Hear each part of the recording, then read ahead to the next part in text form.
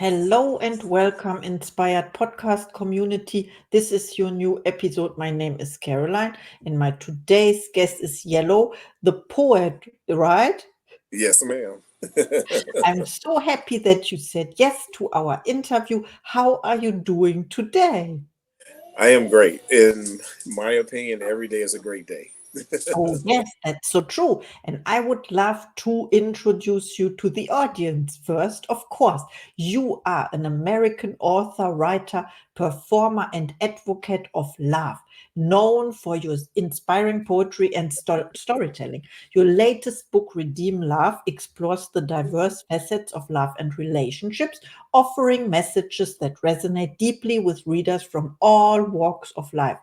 Yellow's poetry, including his celebrated piece Beautiful Flower Process, has garnered, I don't know this word, recognition across the US and internationally. With performances on stage, social media, podcasts, and radio, your work continue to inspire and uplift audiences worldwide. You are also the host of your own podcast and run an online store where your work can be accessed.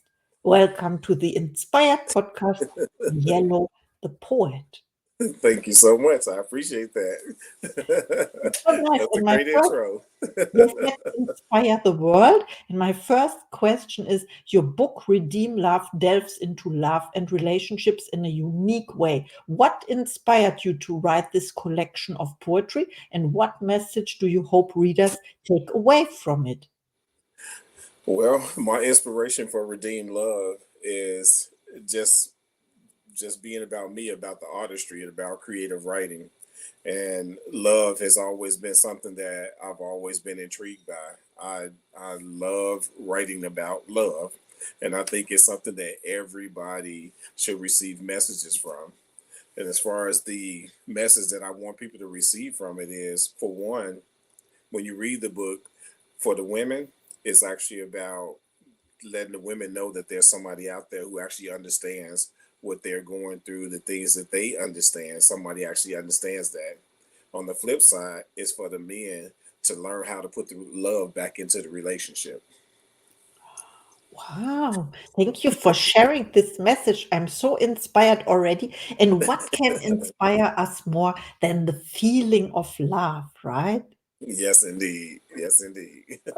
I love that. My next question is, Beautiful Flower Process was recognized as one of the most inspiring poems about growth. Can you tell us the story behind this poem and what it means to you personally?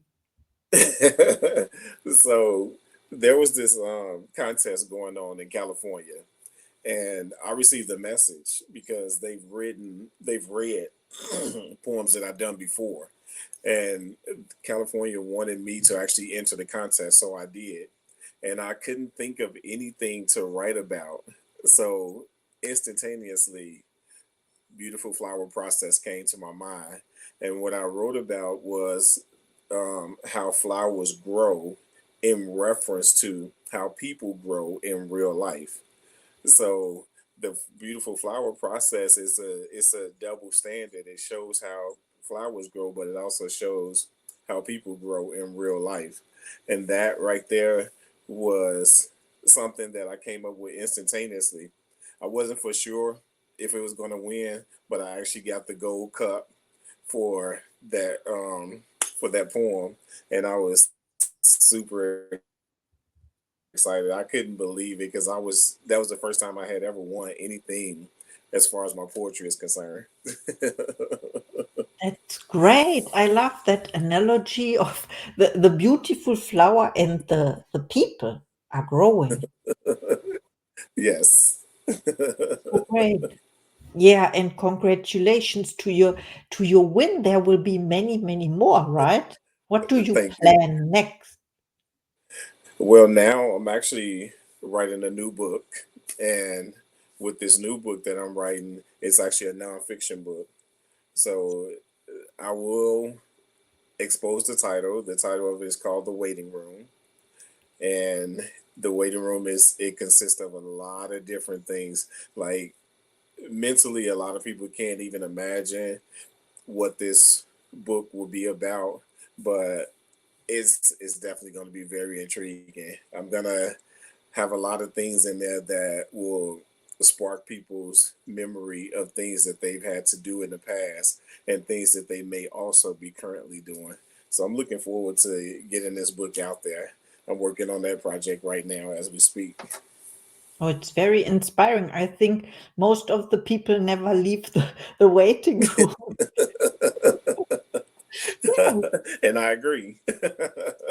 because I was one of them, so I can witness this as well. And yeah, so I can share this. For example, what comes to mind is when the podcasts were invented in 2007 or 6, I don't know. Then I wanted to start my own podcast, but only like how much, 15 years, I don't know, I cannot calculate. 15 years later, I left the waiting room, so to say, right? Uh-huh. And then I Yes. started my podcast. And yeah, I'm happy that I meet people like you from all around the world. Yes, indeed. Congratulations on your podcast. Thank you so much. I'm Thank definitely you. happy. Yes. Yes, and we met on Podmatch. It's the best platform to find people, to connect with people. It's so inspiring. It matches exactly the purpose of this podcast: connect, bring people together, share the message, and learn something new. So my Yeah. next question for you is, with poetry as a medium, you've reached people through various platforms. How do you think social media and podcasts have influenced the way you share your poetry and connect with your audience? Oh my goodness, that is a great question. Oh my goodness. I tell you, when I first started doing my poetry live on social media, I was in fear that people would not like the messages that I was trying to portray, especially because most of the messages were about love. They were about different avenues that people go through in relationships. Excuse me. And during that time that social media had came out, it was just like, okay, I had a double standard. One minute I wanted to actually put it on there and see what people would think about it, but the other moment I was afraid that people would not like it and they would just pretty much dismiss it. So I took a chance. I went on and put it out there. Once I put it out there on the platform, and my first platform was actually Facebook. So I actually put it out there on Facebook, even though my first social media platform that I actually joined was MySpace. But my first platform to put my poetry out was actually on Facebook. And it was crazy, but I had so much fun after seeing all of the responses and what people thought about the poem and things of that nature. I was like, wow. I had no idea that people would actually like the content that I was putting out there. So I started putting more and more and more out there. And now I actually do what's called 60 off the top. So 60 off the top is me just impromptu giving out, spitting poetry that literally comes right from the top of my head at that moment. So there's no rehearsing, there's no practice, there's nothing. It's just straight off the top of my head at that moment. And I love it. I thought that people wouldn't like it, but it's been a beautiful way to send out messages, to send out different expressions and things of that nature. Now, one of the other misconceptions about my poetry, a lot of people think that I'm writing about myself, but I don't write about myself. I never write about me. Everything that I write is about experiences that I've seen, heard, or some that I even know about. But never do I put my own personal information into my poems. Never. So people think it is about your life, but it isn't. It's something you witnessed in the, I don't know, in the streets, in the bus, I don't know, when you are sitting somewhere. So stories from other people, or we can watch this on social media when we watch a video, or you call it, how you call it, shorts, or TikTok videos, of course. And I love what you said about you started on Facebook, and I had to smile because at that time there was only Facebook. There was nothing else. Yes. And MySpace, yeah, MySpace. I don't know if it still exists at all, but there were It does. times before YouTube. Definitely. Yes, Yeah. yes. I remember that. And I'm so happy that you were courageous to step out of your comfort zone and to expose yourself and to bless the world with your poetry. Thank Yeah. you so much. I appreciate that a lot. It sounds amazing. What you shared about this, I don't know the expression, but you described it when you just let it flow, and then the people can witness the process, the creative process of art, how it comes through you. It is given. It is, some people call it channeling, right? I don't know. Yes, yes, yep. Channeling into a different energy. That's one thing about me. I am an alchemist, so I'm always dabbling into energies and into positive forces. So I kind of like meditate before I even do a poem, and pretty much just to see what the vibe brings to me, and whatever that vibe brings to me, then that's what I'll actually write about. Oh, I understand. So you are open to the ideas that come. So you accept the ideas. You are open to receive, and Yes. then you share it. So it's like is it like a catalyst? I don't know if the word is appropriate. I don't know. No, well, it's just pretty much um, accepting the forces, the energies that actually come before me, because I'm real deep on meditation. I love meditating, and I feel like meditation brings about a certain inspiration or a certain energy, and those certain energies I reciprocate those, and then I utilize that energy to hopefully inspire my audience and other people. That is great. And can you tell us something about who is your audience? Right now, oh my goodness. From based on my podcast and based on my Google reviews, I'm looking at over 8 million people that actually view my podcast, that actually view all of my different social media sites. And we're looking at people from literally all over the world, from Africa, from Portugal, from Germany, from the UK, from different cities and states in America. It's a lot of places. Like, it's hard for me to name all of them. Of course. And I assume that it has to do with your message and with your energy, the frequency you are in. It is love, and love is a universal language, right? Yes, yes, indeed, yes, indeed. A lot of people Hmm. don't know how silly I am, but I guess I'll start showing that too. What? I said a lot of people, they don't know how silly I am, but I Ah, guess I'll start putting some of that out there on my social media platforms as well, because I love to laugh, I love to smile, I love humor, and I love poetry just as much.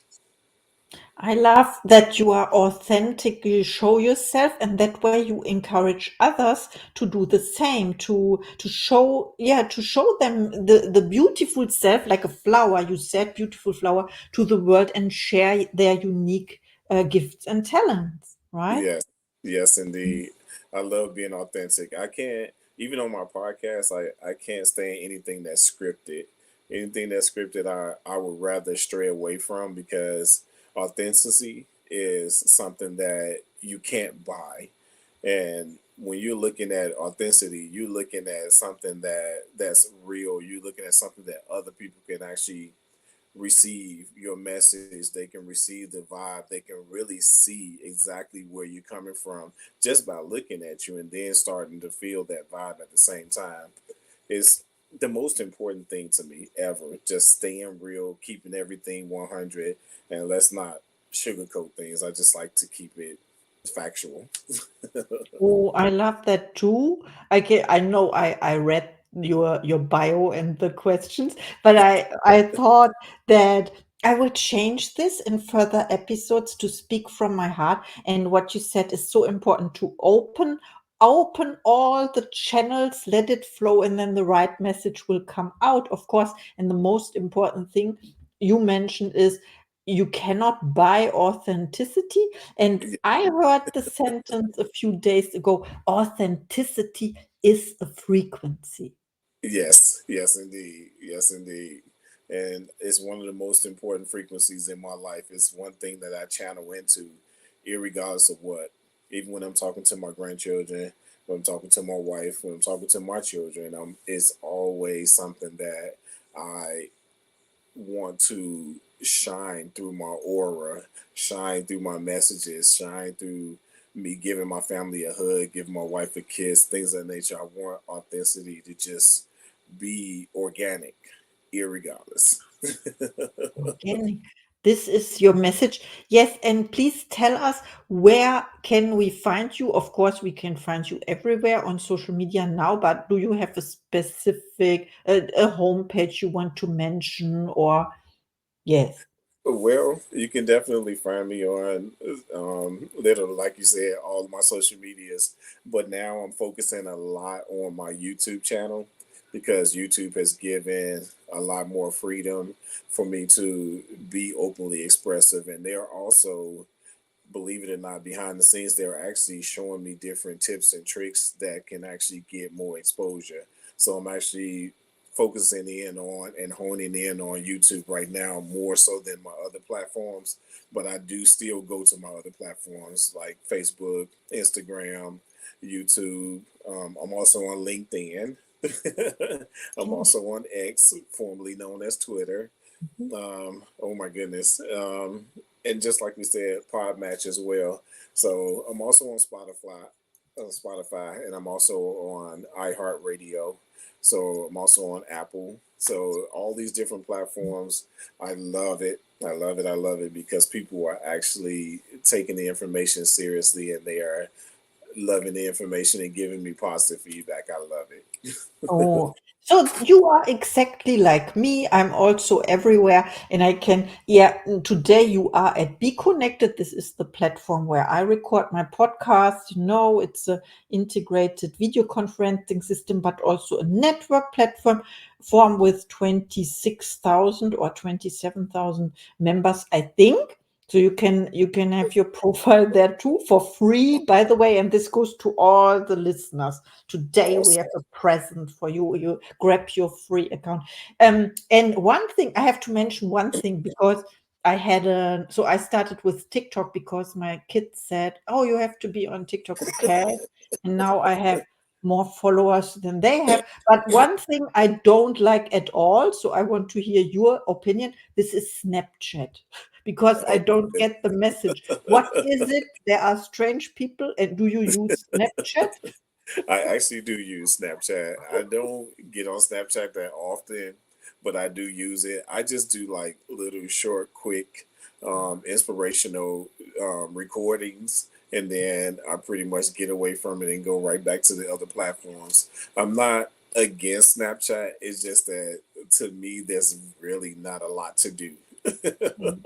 Yeah, it's strange. There are people, but I tried it. I was open to it as well, and then I got overwhelmed, and it's too much. And I love that you mentioned you are on LinkedIn too. So please connect to Yellow at LinkedIn and everywhere on social media and enjoy the poetry. It's a gift.